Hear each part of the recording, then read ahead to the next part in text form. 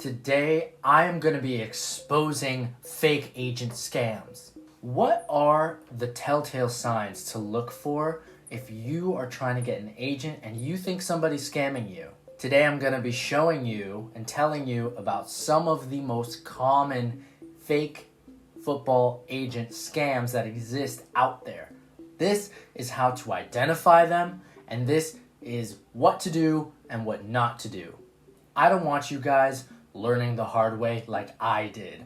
I unfortunately had to learn the hard way what a scam agent looks like and what a real agent looks like.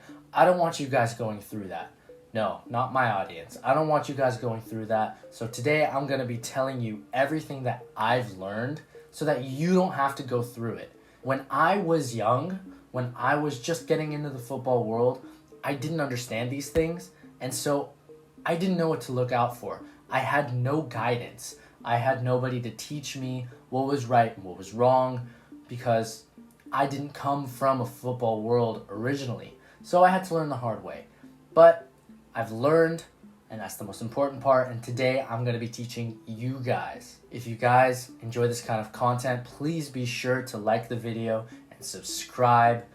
That way I can keep posting videos, I can keep teaching you about the realities of the professional soccer industry, and I can continue documenting my journey to my next professional contract. So without further ado, let's get started. First things first, if the agent doesn't have a profile picture on social media, it's a scam.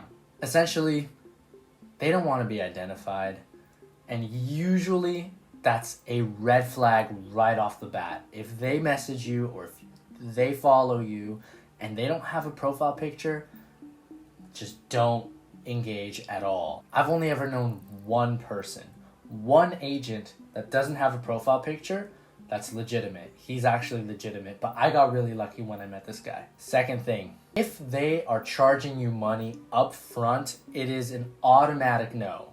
It is a scam. Now, you need to realize and understand what I mean by this, because if an agent is telling you that you need to pay for your own expenses, such as your own flight, your own accommodation, that's usually pretty standard, that's pretty normal, and you can probably go ahead with this agent. However, if they're saying you need to pay him or her, you need to pay the agent individually for the opportunity, that's a scam.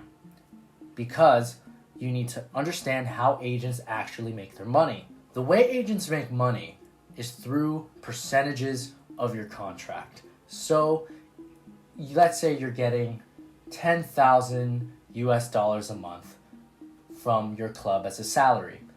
They will receive anywhere between 5 to 10% of that typically. So that's how they'll be making their money. They take a percentage of your salary, as well as they get a finder's fee. They get a finder's fee from whichever club you sign for.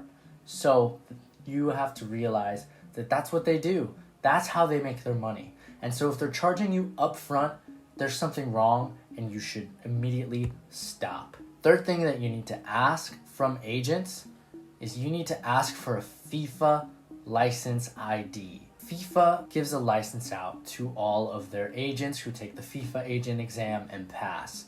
And that essentially means that these agents are actually allowed to make deals with clubs. They've done the formal training, they've done the formal studies. A lot of them in those cases are usually lawyers and, people with very good backgrounds and educations. So they're people that you can trust for the most part. So that's what I would recommend. Always ask for a FIFA ID.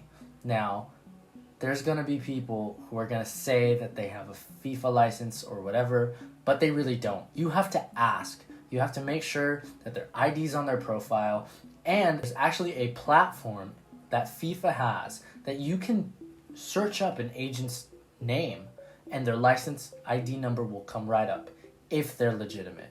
If they're not legitimate, it won't come up. Now, not all legitimate agents will have licenses, but it's a great general rule of thumb. Now, I'm going to add in another tip just for good measure because this is super important. It's something that I've learned throughout my career, and it's really helped me. And it's helped me build great relationships. So I'm going to add this extra tip in for you guys. But in return, subscribe. So this tip is that you want to build and focus on long-term relationships with these agents. Try not to focus so much on the short term, because the short term really won't give you as much benefit. Ultimately, it's about who you know in the industry. It's about connections that you have. So even if you don't sign for a particular agent, still building that bridge, building that connection, that relationship is extremely important, because you never know when something might come up and they might be involved. You never know when something like that is going to happen.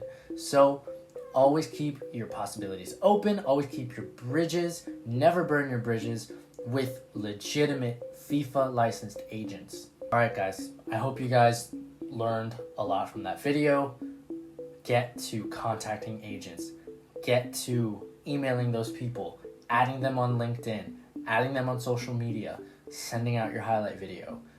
Go on and start getting that done, because the sooner you do it and the better you get at it, the more connections you're going to have in the future, the better your chances of going pro, and that's what we all want, right? Thank you guys for watching the video. I appreciate you guys. Please subscribe if you have not already, and remember that here on this channel, you are going to learn the game, you're going to learn the industry, and you're going to learn the grind. So follow me for my journey to my next professional contract, and to learn more about the reality of the professional soccer industry.